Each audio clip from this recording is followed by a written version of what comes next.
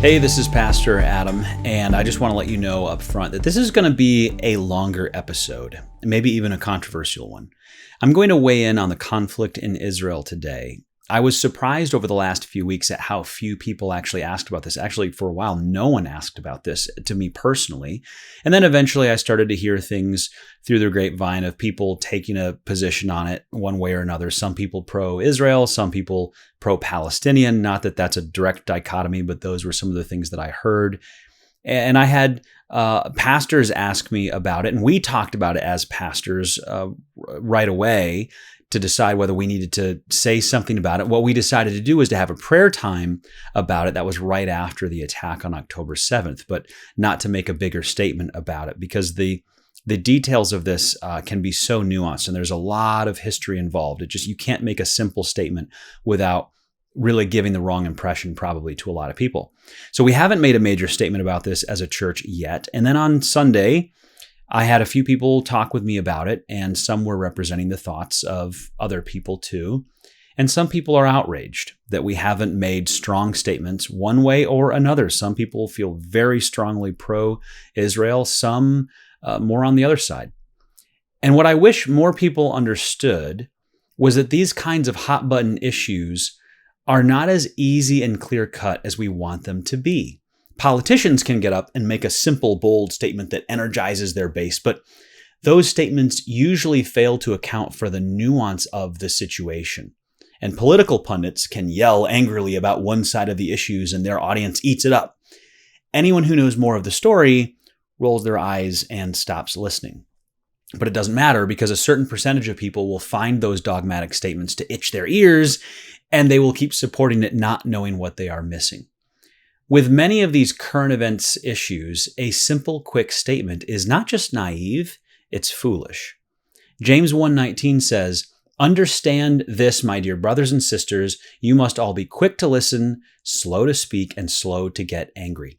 Proverbs 18:13 says, "Spouting off before listening to the facts is both shameful and foolish." And Proverbs 16:32, better to be patient than powerful, better to have self-control than to conquer a city." Whenever there's an issue that captures the news cycle, there are always people who want us to preach the news, to wade into the issue of the day or the week or the month. And of course, what some of them really want is for their side and their view to be publicly affirmed by the church. Now, for most, I think what they really want is just some help understanding the situation better. And I can certainly appreciate that. But what we all need to understand is that a good biblical commentary on current events cannot be done quickly. It takes time to get enough information to make an accurate assessment. It takes time to understand what pieces of news are propaganda, and maybe propaganda by a certain country, even one that may not be involved directly in the conflict. I've already seen many commentators and Christians make bold statements based on information that turned out to be false. One thing I would love for people to remember is that no matter what is going on in the world, your response in almost every circumstance can only be to pray. And there's often not much more you can do than that.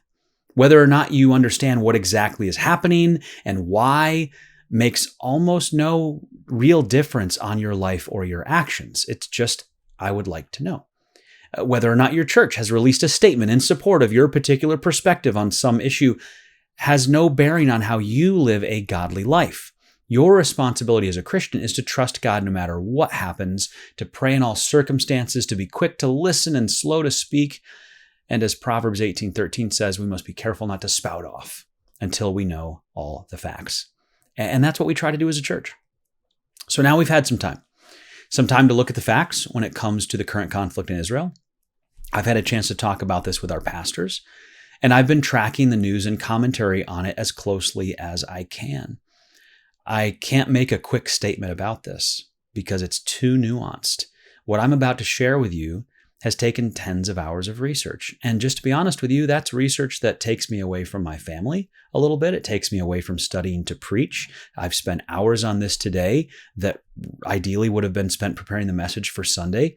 It takes me away from time with our staff. I did have a meeting this morning with someone, but for the last several hours, I've been working on this. And really for the last few weeks, this has been a major focus of study for me. I think it's worth it for this issue. I do. I think this is worth talking about. But I also hope people will understand that these kinds of commentaries and statements can't be made quickly or flippantly, and certainly not for every issue. They're often way more nuanced than we give them credit for. And by the end of this video, I hope you will see that.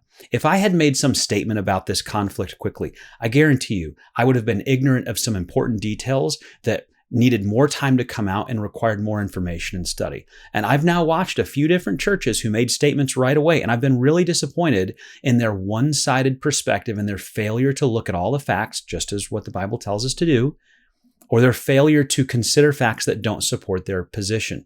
And to a certain base, that is just a red meat statement to them, and they love it, and they get pumped up about it, and like, yeah, my church is taking a stand on this.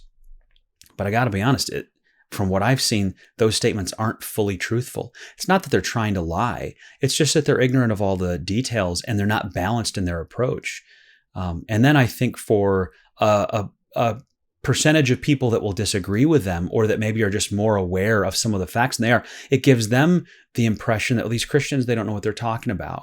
And so I should just write them off. They claim to be loving and compassionate, but look at how they handle this. They have one idea in mind, and that's what they're going to go with, and they just ignore all the facts on the other side. So I hope that what you will find from me today is a more balanced perspective, one that if you want to, you can share it with other people so they can see it. And you may disagree with me on some stuff today. You may not agree with my analysis. That's okay. That's fine. But I am going to try to bring a lot of facts that, depending on who your news sources are, you may not have heard before. So here are the 5 questions for today. Number 1, how should Christians think about the conflict in Israel? Secondly, how should Christians think about the two-state solution? Third, is Israel the good guy in this conflict? Fourth, do the Palestinians have a reason to be upset with Israel? And fifth, is the conflict in Israel today related to biblical prophecy? I know a lot of people have been interested in that, and I'm excited to talk about that. So how should Christians think about the conflict in Israel? As I'm sure you're aware, but let me just make sure we're all on the same page here. The government of Gaza is Hamas. And on October 7th, they broke through the defensive wall around Gaza and brutally attacked, raped, and murdered well over 1,000 people in Israel. I believe that I've seen now most of the footage that has been publicly released. There is a long video of nearly an hour, I think, of very graphic and horrible video content that has not been publicly released, as far as I know, at least at this time. But some politicians and journalists have been allowed to see parts or all of it. I think that there are some larger screenings happening just so people can understand how vicious and horrible these attacks were. And the people who have watched this report back that after seeing the barbaric content, the horrible actions that were committed, they're just in shock and weeping over the atrocities that they saw. This was footage mostly recovered from Hamas's own soldiers, their fighters, as they committed these acts.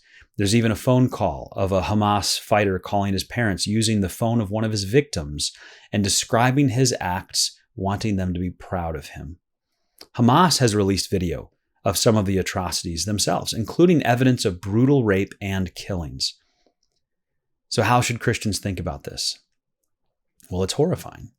These are human beings, made in the image of God, being treated wickedly and unjustly. These weren't military combatants who are fair game in an armed conflict. These were civilians, women, children, babies, burned alive, beheaded, tortured, raped, and their attackers didn't do this for strategic reasons as much as pure evil terror. There was no need to torture and rape.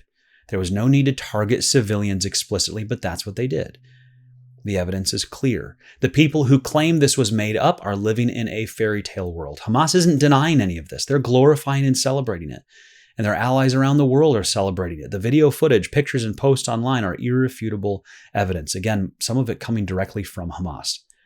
This was an atrocity on a scale we have not seen in a long time against peaceful civilians, in some cases, who were pro-peace, outspokenly, or even pro-Palestinian. Christians should be grieved by this sin.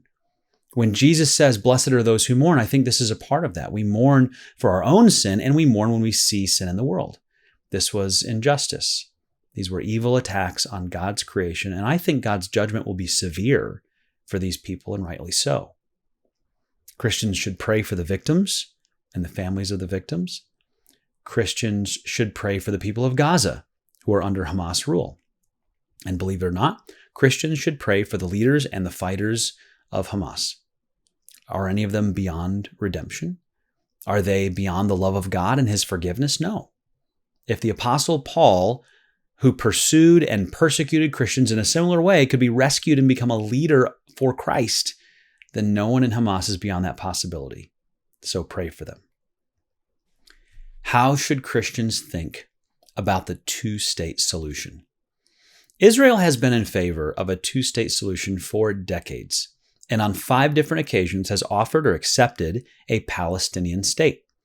Unfortunately, the Palestinians, even before Hamas existed, have always rejected the two-state solution. Their stated purpose has been that they will not allow a state of Israel to exist.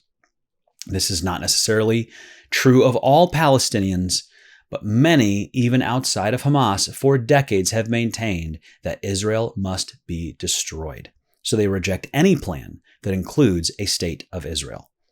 That puts Israel and other countries like Egypt in a very tough spot. Egypt used to control the Gaza Strip. They didn't want it. They were happy to have Israel manage it instead. Israel would love to give it back to Egypt, and Egypt doesn't want it. People forget that while Israel built a wall around Gaza, part of Gaza borders Egypt, and they built a wall too. The Egyptian people don't really like the Gazan people. The U.S. recently was leaning hard on Egypt just to help the Gazan civilians at their border, and Egypt didn't want to. They sealed their country off, so Gazans could not enter, even the civilians, even the wounded. And now some of that has been released recently, but that was the mindset that the Egyptians had toward the Gazans. They didn't want to help. And by the way, the Iranians and most of the rest of the Muslim world doesn't really care for the Gazans either. They don't want them in their countries. They don't necessarily want to support them as Gazans. They're seen as lesser Muslims, and no one really wants them. They're useful pawns right now for Muslim governments that claim to support the Palestinian people, but actually need the Palestinians to remain in this unstable, terror-focused humanitarian crisis that can be a thorn in Israel's side. Iran doesn't want a Palestinian state. They want a continual base to remotely terrorize Israel. And that goes for other Muslim-led countries that have supported Hamas as well. None of them actually seem to want to help the Palestinian civilians. When it comes to an Israeli state, it's interesting to me that in recent years there's been this increased sensitivity to indigenous peoples in the U.S. and some other places.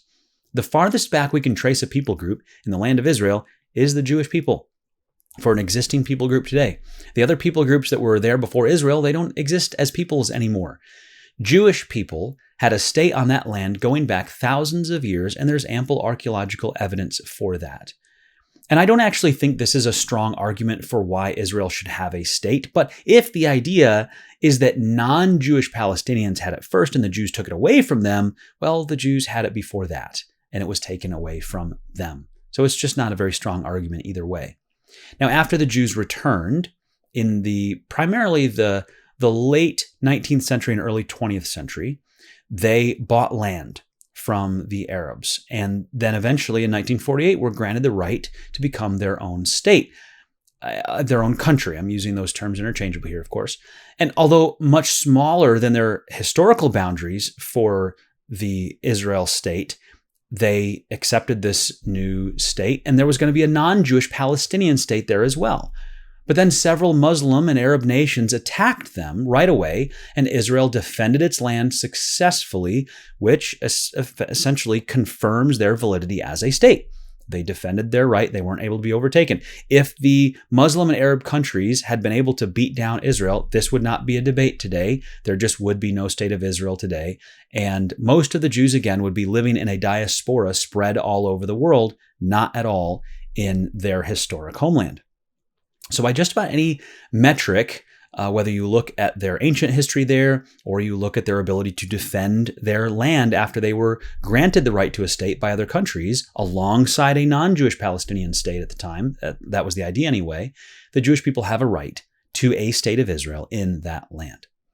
The Palestinians in that part of the world come from many different places. Many come from the Muslim invasion in the 600s. Some claim, though, that they can trace their ancestry back to the Roman occupation. I've met people that believe they have that lineage. Many were brought in by the Ottomans as workers. Palestinians are not all Muslims. They're not all Arabs. It's a very diverse group of people, actually, that comes from all over the place. It used to be that Jews were also called Palestinians.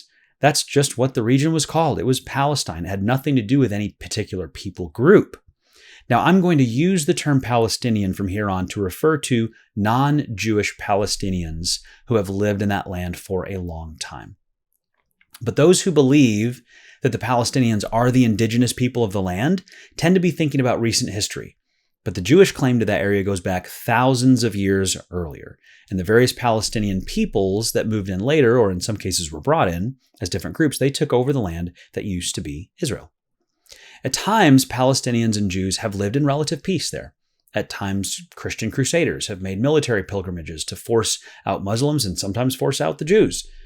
The bottom line is Israel has the oldest and strongest claim to the region. If not for the conquests of Israel by the Romans, the Muslims, and others, there really would not be any debate about this. That whole region would be the continuing state of Israel as it was going back 3,000 years. But since there are now millions of Palestinians living there, non-Jewish Palestinians, and that is the only home they've ever known, and since none of their fellow Muslims want them in their countries, a two-state solution with a peaceful Palestinian state next to a peaceful Israeli state seems like the best solution. The problem is, I don't see any way it can ever happen. For three main reasons and lots of little ones, but here are the three main ones. First of all, although Israel has 5 times offered them a state, the Palestinians refuse unless Israel is gone. Secondly, the influential Muslim-run nations find a stateless Palestine useful for their purposes, and they actually want to keep it that way. And perhaps most importantly, number 3, the widespread Palestinian hatred of the Jews is not limited to Hamas. So a peaceful coexistence in the near future is seemingly impossible. You have to realize that the median age in Gaza right now is 18 years old, and it's only 17 years old for males. Hamas took power in Gaza in 2007. That's 16 years ago. And they run the education and indoctrination of the young people. That means that most of the people in the country, and certainly most of the able-bodied people, have only ever known Hamas indoctrination. In schools, kids are taught to hate Jewish people. You can watch videos of kids in Gaza being asked about their hopes and dreams for the future, and it includes killing Jewish people. Kids participate as an activity in military training and mock raids with full camo gear and fake weapons. The young fighters who broke through and raped and killed on October 7th celebrated joyfully, not just the murder, but the torture and the pain they were causing. They called their parents to celebrate together. The civilians in Gaza are seen in numerous videos celebrating the atrocities. When hostages or dead bodies were brought back, civilians can be seen continuing to beat, disfigure, and disrespect those victims. This is not as simple as just giving the Palestinians their own state. They haven't accepted it so far, and I don't see that changing in the future. And even if they did, much of the population, from what I can tell, would continue to hate and try to kill Jewish people. It takes decades to undo that kind of programming. This is very different than World War II. In World War II, there were horrible and despicable Nazi leaders and some frontline soldiers who also did evil things.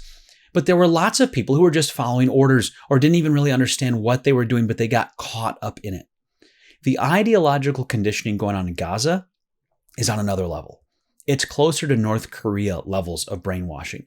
And it means that just taking out Hamas and removing that leadership there won't solve the problem. It will just shrink it for a while. Not to mention the fact that none of the main Hamas leaders are actually there. They live in luxury in Qatar, directing Hamas's affairs from afar.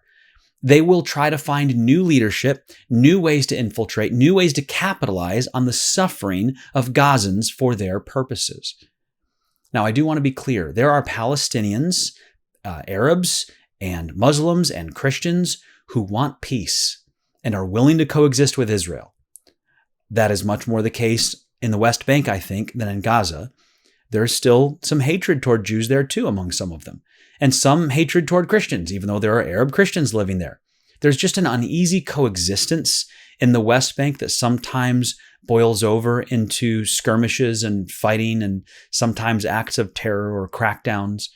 But I think there's more of a possibility for working relationships with the West Bank Palestinians than with Gazan Palestinians right now. I don't mean to paint everyone with a broad brush, but the fact that this ideology and this hatred of Israel is so widespread and way beyond just Hamas means it's just not a simple solution to this conflict. Is Israel the good guy in this conflict? I think many Christians have been caught up in blind support for Israel because they've heard false teaching from pastors on this over and over, and it sounds and feels good. And I know that sounds like a bold statement. I will explain. The idea that the nation of Israel is God's chosen people, and he still has a role for them in his plan, and that the reformation of the state of Israel is a fulfillment of prophecy, and that in the Old Testament, God said he would bless those who bless Israel and curse those who curse Israel, has led some Christians, and especially conservative Christian leaders, to be almost as nationalistic about Israel as they are about the U.S. But is that the right way to look at this? Should we just support Israel 100%? Are they the righteous defenders? Are the Palestinians the enemies not only of Israel, but of Christians as well? As you've probably guessed, I have a more nuanced take. And I know some people will disagree with me, but please listen carefully because I think there are major problems with the blind unilateral support for Israel that many Christians have fallen into, not just with regard to geopolitics and ethics, but just as importantly when it comes to the Bible. First, let's look at what the Bible says that causes us to want to support Israel. In Genesis 12:1, we read this: "The Lord said to Abram, 'Leave your native country, your relatives and your father's family, and go to the land that I will show you. I will make you into a great nation. I will bless you and make you famous, and you will be a blessing to others. I will bless those who bless you and curse those who treat you with contempt. All the families on earth will be blessed through you.'" So that's the promise in God's covenant to Abram, who would become Abraham. His family will become a great nation, and God will bless those who bless him and curse those who curse him. Sometimes this is reinterpreted as God will bless those who bless Israel and curse those who curse Israel, but that's not exactly what is said there. So is this a promise of blessing for all future Israeli states and governments? Imagine for a minute that you're an observer almost 3,000 years ago. You go back in time, you can see ancient Israel. You remember God's promise to bless those who bless and curse those who curse, right? Well, David is king of a united Israel, and then Solomon, and then Rehoboam. But now the kingdom divides, and the line of David becomes kings of a state called Judah. So that his family are now kings of Judah, which makes up 2 tribes of Israel. And the other 10 tribes to the north form their own state with a new and different government, but they keep the name of Israel. Who does the blessing apply to now? At times, these 2 kingdoms fought with each other. Who gets the blessing? Who's cursed and who's not? At times, these kingdoms had wicked leadership and did despicable things. Are they to be supported in that? As an observer from the future, who do you root for? Do you bless Israel, the northern kingdom, even though they don't have the Davidic or Messianic line in charge and their governments are all evil? Do you bless the southern kingdom of Judah, even when they have mostly evil governments as well? Or does this blessing in Genesis really have nothing to do with the state of Israel or any governments of Israel, but have more to do with Abram, his descendants, and the plan of salvation? I think it's option B. So Christians, in my opinion, have no reason to blindly support the Israeli government or even the state of Israel. We have no reason to think that the Israeli government or the current state of Israel is always righteous in their causes and automatically the good guy. We could look at most of the kings throughout Israel's history and condemn their actions. Even the good kings, we can often find things in Scripture that we would condemn about their choices in leading their country. And so it should be today. Israel is not a theocracy led by a king in the Davidic line. Israel is a secular nation. Israel is actually more restrictive on Christians and evangelism than many other secular nations. And the government of Israel has in many ways made mistakes, made life unnecessarily difficult for Palestinians, and committed unjust acts that have resulted in suffering and death of people in their region unnecessarily at times. I don't say this as someone who's anti-Israel. I'm pro-Israel in the same way that I'm pro-American. I want what's best for both. I will celebrate both when they do good, and I mourn when they do bad. But there is no inherent goodness in the Israeli government today, and no reason for Christians to blindly support the Israeli government without being aware and holding in balance the fact that they are not blameless. Is Israel right to defend itself and even take punitive action against the attackers of October the 7th? Absolutely. That's even a biblical principle. Governments exist to protect innocent people with the sword. What is happening in Gaza right now is more of a police response than a military invasion. It's just on a scale that only a military could do. They are going house to house looking for the people who perpetrated and supported the attack on October 7th that killed over 1,200 people and victimized many more, not to mention the around 240 hostages held by Hamas in Gaza right now. Israel has the right and they have the duty to pursue and retrieve those innocent people, the hostages, and punish anyone who stands in their way and those who committed the crimes on October 7th. Now, if you think that Israel has not been innocent in this whole conflict over the past few decades, join the club. I'm right there with you. But that does not mean it's okay for Hamas to commit these atrocities and go unpunished. But what about the human shields Hamas is using to try to keep Israel from pursuing justice? That's despicable to use human shields. It's tragic. Israel should do whatever it can to keep those people safe. It should try to minimize civilian casualties as much as possible, but it should not view that as a reason to not pursue justice for these murders. The blood of the human shields is on the hands of Hamas for using them in that way. And part of the responsibility for the current situation lies with the general Palestinian population in Gaza in particular, for electing and continuing to allow Hamas to rule in this way. I know many individual Palestinians don't like it, and I know some Palestinians have openly stated that they try to leave and Hamas shoots at them, but there comes a time when the citizenship must stand up against a tyrannical government that abuses them. Some Palestinians do work with the Israelis against Hamas, but some Palestinians pretend to be civilians only to actually be working with Hamas. There's video of this. People dressed in press uniforms who are actively helping Hamas attack Israelis. There's even evidence of UN paid peace workers helping Hamas. So I think it's foolish to say that Israel should just not pursue justice for this attack and justice against these barbaric acts if Hamas uses its own people as hostages. You can't let that be a winning strategy for terrorists. If all a terrorist group needs to do to ensure they never face the consequences of their actions is use their own people as human shields, then there will never be any justice. And these kinds of things will just happen more and more. But if Israel does all they can to attack only legitimate targets and warn civilians to leave, and those civilians choose to stay or Hamas forces them to stay, that injury or death is a crime committed by Hamas. Hamas built their headquarters under a hospital. They built weapon stations and launch sites under and over schools. When the EU donated over $1 billion to build water infrastructure and 30 miles of pipes in Gaza, Hamas dug it up and turned the pipes into rockets. They even made videos showing this and bragging about it. They deprived their own people of clean water because of their hatred for Israel. Israel has been providing water, electricity, concrete, food to Gaza for many years.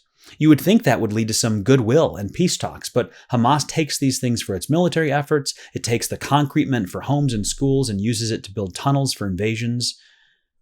So is Israel the good guy in all of this? If you look at the broader scope of the conflict, well, no, there's good and there's bad. But is Hamas the bad guy in this? Definitely.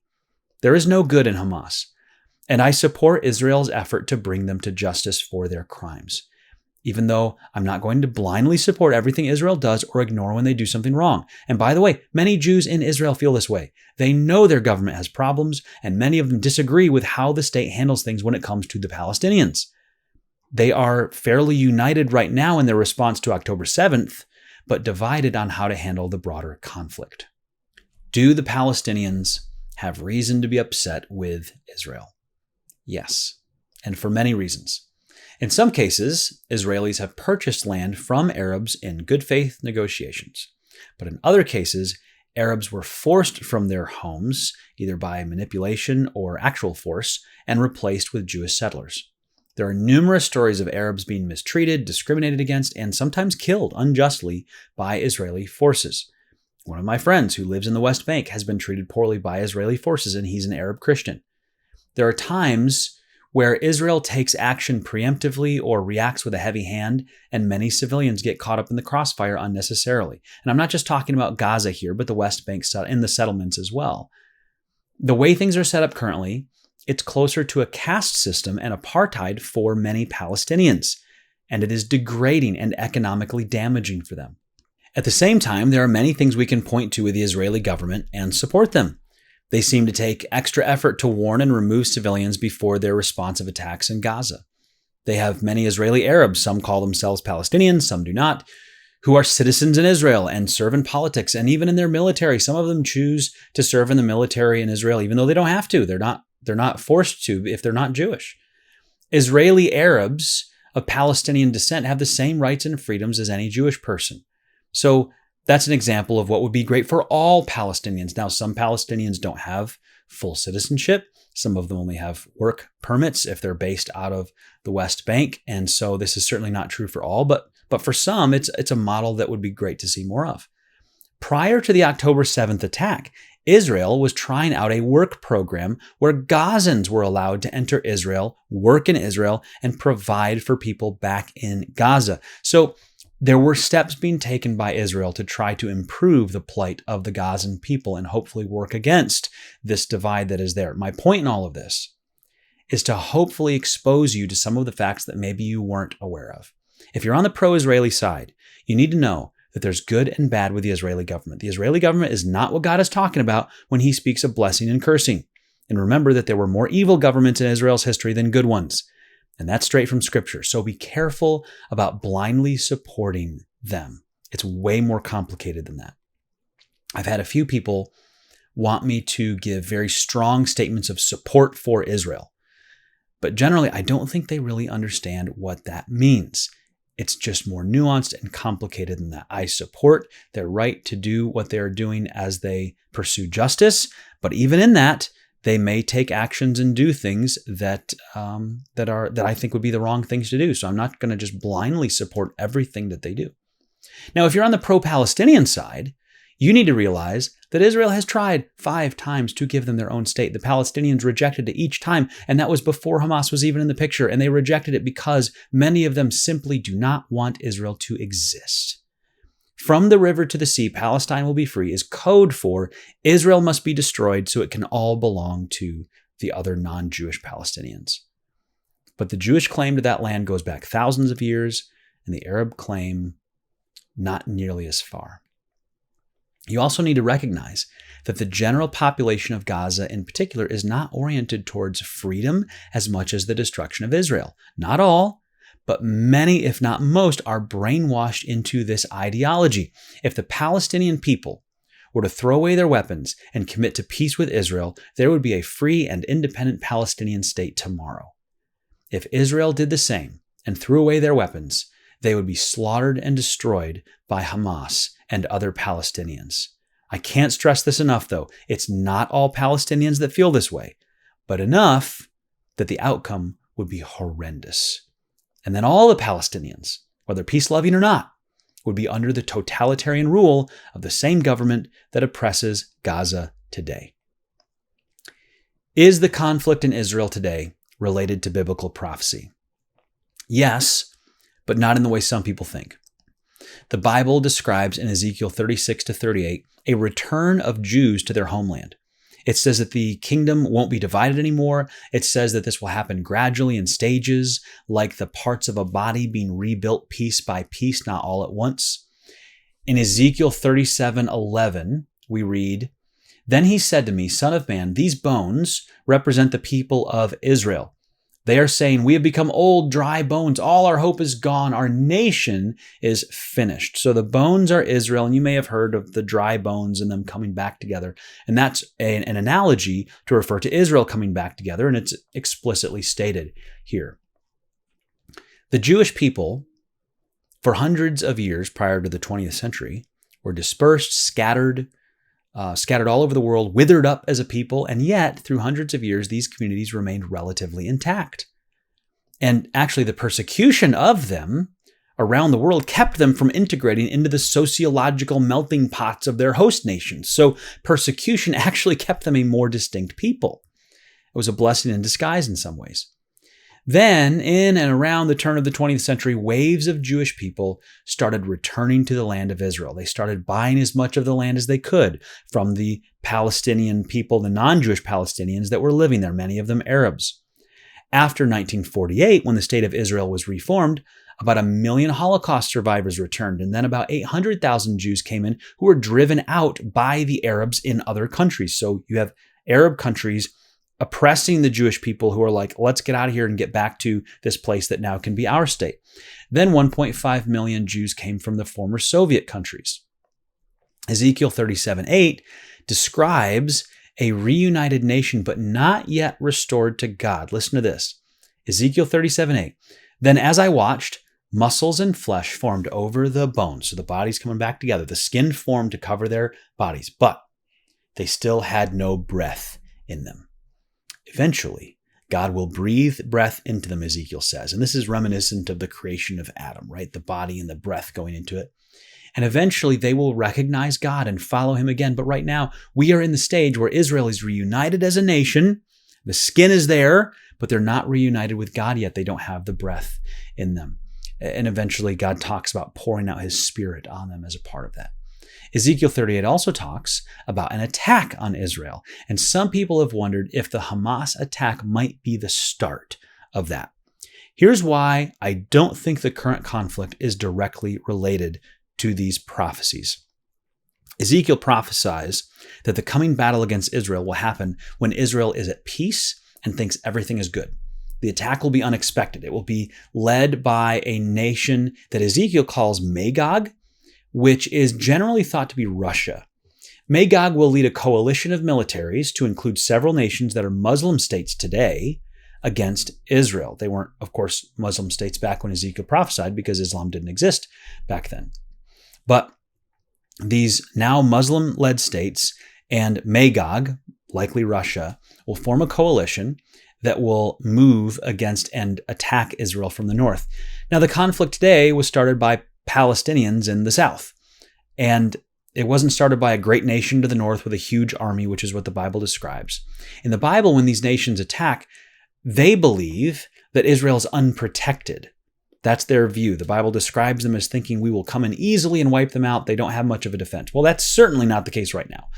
In the Bible, these nations think that Israel is incredibly wealthy and that they think the world revolves around them. I don't think we could quite say that today. I mean, they are wealthy relative to many other nations in that area, but I'm not sure if it would be fair to say that they're ridiculously wealthy and that they think the world revolves around them. That's probably something to come in the future. In Ezekiel, no one comes to the defense of Israel. God has to intervene for them militarily because they are unprepared and they are alone. They believe they're at peace and have basically let their guard down, I think. But today, many nations support Israel. The U.S. has been shooting down missiles headed for Israel and plans to send more military aid. Some other countries support Israel. But at the same time, this conflict does demonstrate how plausible these prophecies in Ezekiel are. The thought that Israel could be a nation again a couple hundred years ago was unthinkable, but now it is. And the idea that a great nation to the north would ally with all of these now Islamic nations to attack Israel would have seemed very far-fetched, even a few decades ago, let alone a few hundred years ago, when these countries didn't have anything that would pull them together necessarily, or a couple thousand years ago. But now we see that stage as being set. Russia and China want to work with Islamic countries to form an alternate marketplace outside the control of the West. They're working to set up alternate banking and investment markets. The sanctions of Russia in the last couple of years have shown them the need to form new partnerships. Iran is a major military partner now, even setting up a drone factory in Russia. Russia has now made statements against Israel. And we saw news reports and video footage recently of mobs in Russia looking for Jews to attack them and putting markers on Jewish businesses and homes reminiscent of Nazi Germany. It's hard to imagine that happening in Russia, but it is. We know that the demographics in Russia don't look good for the next several decades. They are losing a lot of able-bodied working-age people, and they're not replacing them quickly enough. So is it possible that Israel is about to experience a period of relative peace and great prosperity? And they might even become more of the economic center of the world in the near future. Russians may experience, on the other hand, an economic downturn after this war in Ukraine, losing so many able-bodied men, losing a lot of capital and resources, going into a few decades of economic struggle where only their partnerships with China and Islamic countries are keeping them going as a country. Is it possible that in the next 50 years, the Russian government, out of extreme jealousy, might be able to turn their people against the Jews and convince the other nations to attack Israel together? I think that's very possible. But it will be a while before they can pull that off. They will need to rebuild military capacity after the Ukraine war. They need stronger alliances and integration with the Muslim nations. Israel right now can field a well-equipped army of about 5.5 million people if they need to, which means a meaningful invasion will require 3 to 5 times that. The logistics of pulling that off with 15 to 25 million invading forces are just way beyond the technical capabilities of Russia or any of the surrounding nations right now, and Ukraine has proven that. The Bible describes it, though, as a vast army. Hordes of people, it says, who are well armed. They think they will destroy Israel easily, and no one can stop them. No one would think that today, but in a few decades, it could happen. Now, I want to make sure I end this on a positive note, because that's where the Bible ends on this issue, and you need to know the outcome. Even though all of these nations will attack Israel, God himself will step in and defend them. Ezekiel says that God will use earthquakes, diseases, torrential rain, hailstones, fire, burning sulfur. He'll even cause the enemies to fight each other, which if the invasion is going that poorly, it's not hard to imagine these nations turning on one another. And that leads us to this little passage in Ezekiel chapter 39. In Ezekiel 39, we read, "So now, this is what the sovereign Lord says.